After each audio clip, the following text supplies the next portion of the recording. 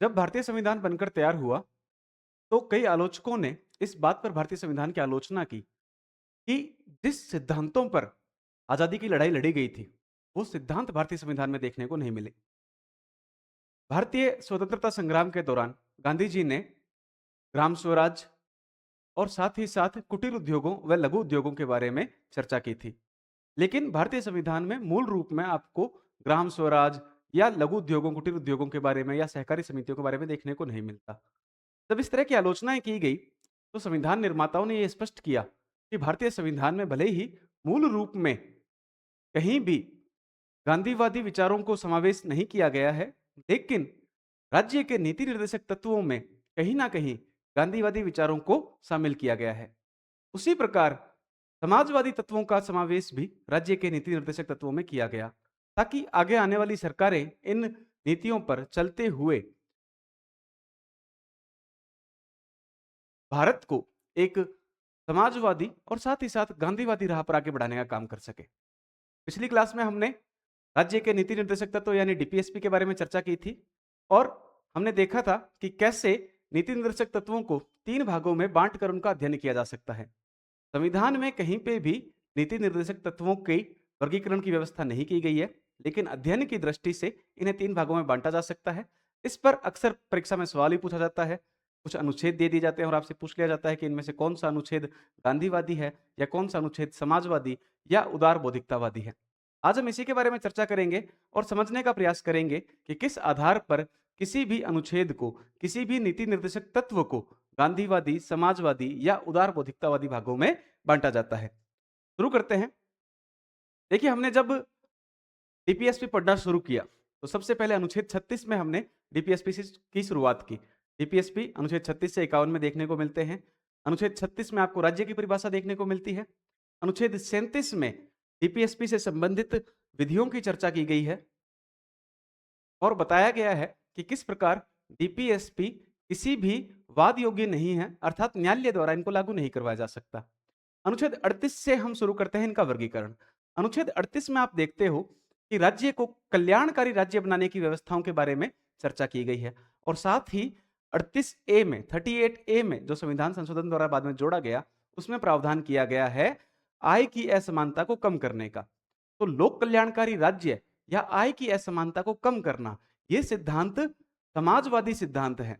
देखिए, गांधीवादी या समाजवादी सिद्धांत में आप कैसे वर्गीकरण करेंगे?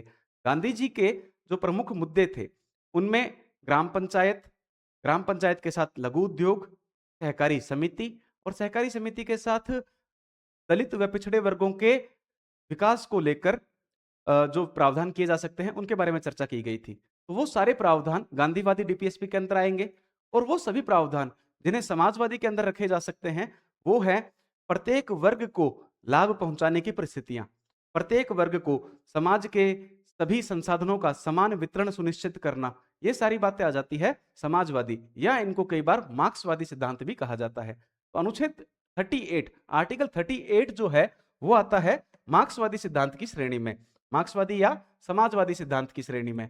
38 या 38 ए की आप बात करते हो, ये दोनों समाजवादी या मार्क्सवादी सिद्धांतों की श्रेणी में आते हैं। बाद में बात आती है आर्टिकल 39 की। 39 जब हमने पढ़ा था तो हमने देखा था कि उसके अंदर 6 प्रकार के आर्टिकल्स या सब आर्टिकल जोड़े गए हैं, जिसके अंदर आजीविका की व्यवस्था है, उसके साथ ही संसाधनों का समान वितरण है, धन का समान वितरण है यानी धन का संकेंद्रण रोकना है, पुरुषों और महिलाओं के लिए समान कार्य के लिए समान वेतन की व्यवस्था है और साथ ही साथ महिलाओं के लिए और बच्चों के लिए गरिमामय जीवन जीने के लिए राज्यों द्वारा की जाने वाली व्यवस्थाओं का वर्णन किया गया है।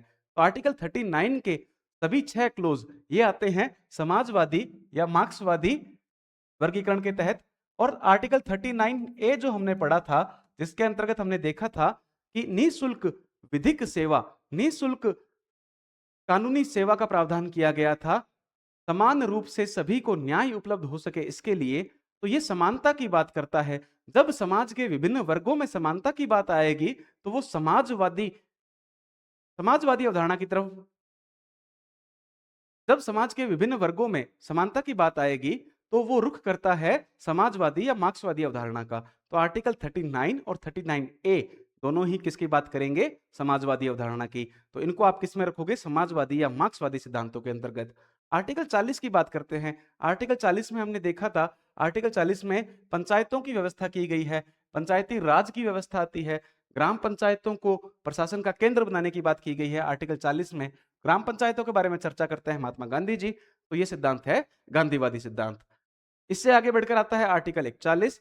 आर्टिकल 41 में आपने देखा कुछ आधारों पर लोक सहायता प्राप्त करने का आधार है, कार्य प्राप्त करने का आधार, काम प्राप्त करने का आधार है, साथ ही साथ कुछ आधार पर लोक सहायता प्राप्त करने का आधार। हमने देखा था कि बेरोजगारी, बीमारी, बुढ़ापा और निःशक्तता, ये 4 ऐसे आधार हैं जिनके आधार पर राज्य द्वारा लोक सहायता प्रदान की जाती है ऐसे लोगों को।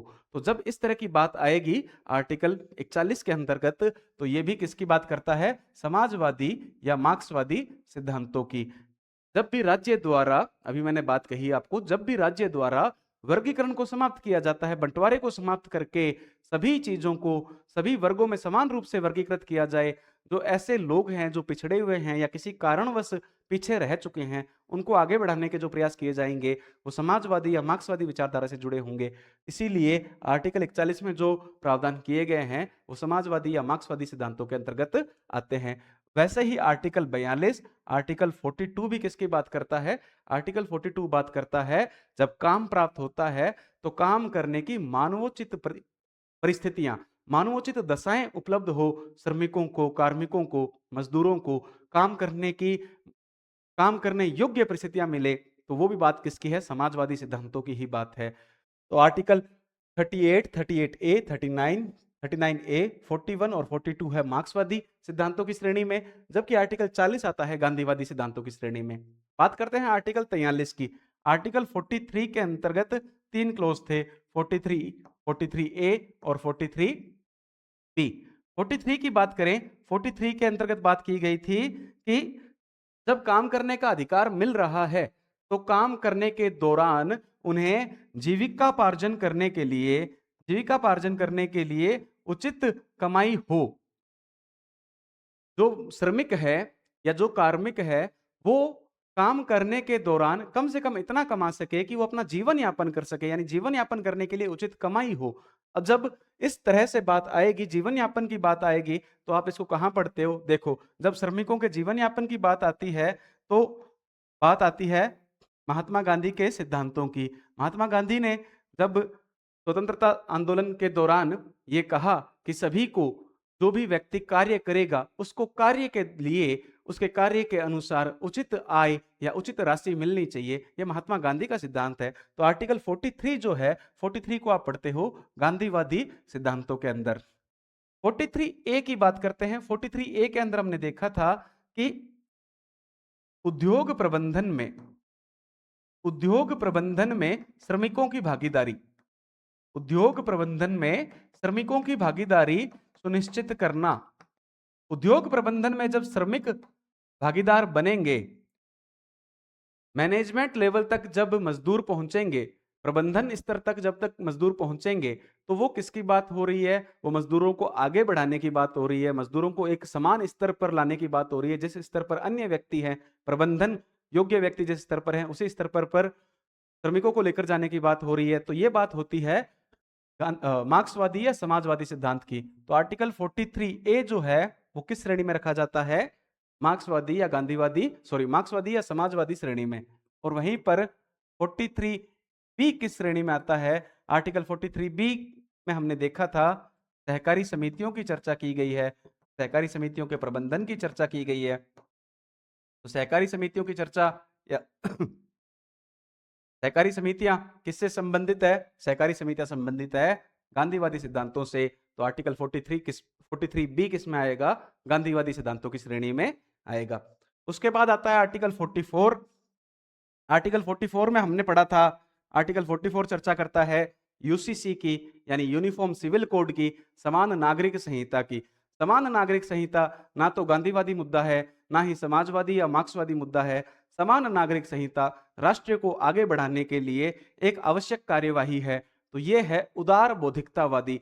ऐसे कार्य जो इंटेलेक्चुअल बेस पे हो, बुद्धि के स्तर पर किए जाने योग्य हैं, किए जाने चाहिए, उन कार्यों को रखा जाना चाहिए उदार बौद्धिकतावादी श्रेणी में। इसीलिए आर्टिकल 44 आ जाता है लिबरल इंटेलेक्चुअल डीपीएसपी की कैटेगरी में। तो आर्टिकल 44 तक हमने देखा। फिर हम बात करते हैं आर्टिकल 45 की। आर्टिकल 45 में हमने पढ़ा था पूर्व प्राथमिक शिक्षा का प्रावधान किया गया है। 0 से 6 वर्ष की आयु तक के जो बच्चे हैं उन बच्चों के लिए शिक्षा का प्रावधान किया गया है आर्टिकल 46 के अंदर, सॉरी 45 के अंदर। जब मूल रूप से संविधान लिखा गया तो आर्टिकल 45 में प्राथमिक शिक्षा का प्रावधान था 6 से लेकर 14 वर्ष की आयु तक के बच्चों के लिए, और बाद में इसको चेंज करके 86वें संविधान संशोधन द्वारा 0 से 6 वर्ष की आयु तक के बच्चों के लिए यह प्रावधान कर दिया गया। यह भी ना तो गांधीवादी है, ना समाजवादी या मार्क्सवादी है। बच्चों की शिक्षा अनिवार्य है देश के विकास के लिए, तो उदार बौद्धिकतावादी की श्रेणी में आ जाता है आर्टिकल 45 भी। बाद में बात करते हैं हम आर्टिकल 46 की। आर्टिकल 46 की बात करें तो आर्टिकल 46 चर्चा करता है एससी एसटी यानी अनुसूचित जाति, अनुसूचित जनजाति और सामाजिक व आर्थिक रूप से पिछड़े जो वर्ग हैं उन वर्गों के विकास को लेकर उन वर्गों को बढ़ावा देने के लिए जो प्रावधान किए जा सकते हैं राज्य सरकारों द्वारा, उनके संबंध में है आर्टिकल 46। अब आर्टिकल 46 किससे संबंधित हो सकता है आप देखिए। आर्टिकल 46 अगर हम बात करें दलितों की या समाज के पिछड़े वर्गों की, तो उनके लिए लड़ाई गांधी जी ने भी लड़ी थी। और समाजवाद भी कहता है कि समाज के जो पिछड़े वर्ग हैं, जो समाज के पिछड़े हिस्से हैं, उनको बराबरी का मौका मिलना चाहिए, बराबरी का अवसर मिलना चाहिए। तो आर्टिकल 46 जो है, आर्टिकल 46 दोनों ही श्रेणियों में रखा जा सकता है। जब भी आपकी परीक्षा में पूछा जाएगा आर्टिकल 46 के बारे में, तो आर्टिकल 46 के बारे में आप याद रखोगे ये गांधीवादी सिद्धांत भी है और साथ ही साथ समाजवादी या मार्क्सवादी सिद्धांत की श्रेणी में भी इसको रखा जा सकता है। उसके बाद बात आती है आर्टिकल 47 की। 47 में हमने देखा था कि सेहत के स्तर को सुधारने के लिए, स्वास्थ्य के स्तर को सुधारने के लिए, स्वास्थ्य के स्तर को बढ़ावा देने के लिए राज्य सरकार द्वारा क्या प्रावधान किए जा सकते हैं, उनके बारे में हमने चर्चा की थी। और अगर आप देखो आर्टिकल 47 के तहत ही शराब पर प्रतिबंध लगाया जाता है राज्य सरकारों द्वारा, साथ ही गुटखे पर, तंबाकू पर या धूम्रपान पर कंट्रोल लगाया जाता है राज्य सरकारों द्वारा। तो शराब निषेध की बात किसने की थी? गांधी जी ने की थी। इसीलिए आर्टिकल 47 को रखा जाता है गांधीवादी सिद्धांतों की श्रेणी में। आर्टिकल 47 के बाद बात आती है आर्टिकल 48 की। आर्टिकल 48 में मूल रूप से प्रावधान किया गया था कृषि और पशुपालन को बढ़ावा देने की। कृषि और पशुपालन को बढ़ावा देना है, और साथ में इसमें एक तथ्य यह भी जुड़ गया कि अगर पशुपालन को बढ़ावा देना है तो जो भी दुधारू पशु हैं, दूध देने वाले जो पशु हैं, उनकी हत्या पर या उनकी बलि पर रोक लगाई जाए। तो गोवध पर रोक लगाने की बात भी आर्टिकल 48 के अंतर्गत आती है। अब गो हत्या पर रोक लगाने के लिए गांधी जी ने सबसे पहले चर्चा की थी, और इसी कारण आर्टिकल 48 किस श्रेणी में आ जाता है? आर्टिकल 48 आ जाता है गांधीवादी सिद्धांतों की श्रेणी में। लेकिन आर्टिकल 48 के अंतर्गत एक प्रावधान और किया गया है। आर्टिकल 48 ए नाम से एक आर्टिकल और जोड़ा गया बाद में। उस आर्टिकल के अंदर कहा गया है कि पशु और कृषि पालन के साथ साथ आप वन एवं वन्य जीवों का संरक्षण भी करेंगे। राज्यों के ऊपर यह जिम्मेदारी डाली गई है कि राज्य वन और वन्य जीवों के संरक्षण के लिए उचित कदम उठाए। वन और वन्य जीवों का संरक्षण ना तो गांधीवादी मुद्दा है, ना ही समाजवादी मुद्दा है, इसीलिए ये उदार बौद्धिकतावादी मुद्दों की श्रेणी में जाता है। इसलिए आर्टिकल 48 ए लिबरल इंटेलेक्चुअल डीपीएसपी की कैटेगरी में आ जाएगा, उदार बौद्धिकतावादी डीपीएसपी की श्रेणी में आ जाएगा। उसके बाद बात करते हैं आर्टिकल 49 की।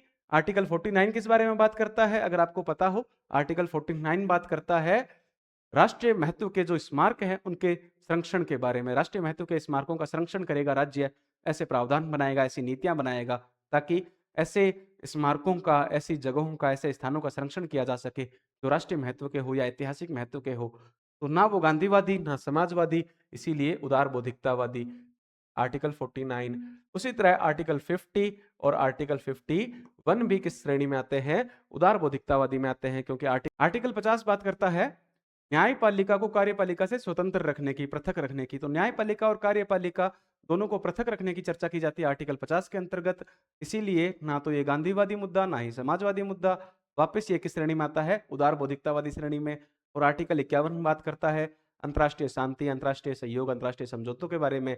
ये भी किस श्रेणी में आता है? उदार बौद्धिकतावादी श्रेणी में आता है। इसीलिए आप देखोगे इन चीजों को याद करना जब आप रटने बैठते हो तो आपके लिए बड़ा मुश्किल हो जाता है कि आर्टिकल आप ओवरलैप कर जाते हो, अलग अलग कैटेगरी के आर्टिकल, इनको रटना नहीं है, इनको आराम से समझने का प्रयास करना है कि किस आर्टिकल में क्या चर्चा की गई है। अगर आप देखोगे गांधीवादी के अंदर आर्टिकल 40, 43, 43, 43 बी, 46, 47 और 48। 46 एक ऐसा आर्टिकल है जो गांधीवादी भी है और साथ ही साथ समाजवादी या मार्क्सवादी श्रेणी में भी रखा जाता है। इस प्रकार इन सभी प्रावधानों को याद रखने का प्रयास कीजिए। यहां से आपका एक ना एक प्रश्न हर पेपर में अवश्य रूप से पूछा जाता है और अगर अभी तक आपने याद नहीं किया है तो अब आप इन्हें अच्छे से याद कर लीजिए। धन्यवाद।